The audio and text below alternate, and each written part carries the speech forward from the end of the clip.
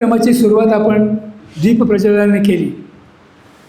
ते दीप पंचमहाभूताचं प्रतीक म्हणून आपण 5 वेती वाती पेटवत असतो त्यावेळेला. या पंचमहाभूतातून पहिला जो ध्वनी निर्माण झाला, या ध्वनीला कुठलीही भाषा नव्हती. त्याच ध्वनीचा नंतर वेगवेगळ्या भाषांमध्ये रूपांतर झालं.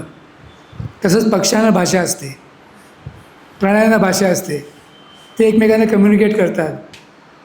तर भाषा भगिनीदामध्ये याची विनंती करेन की पक्ष्यांची भाषा देखील आपण याच्यामध्ये जोडूया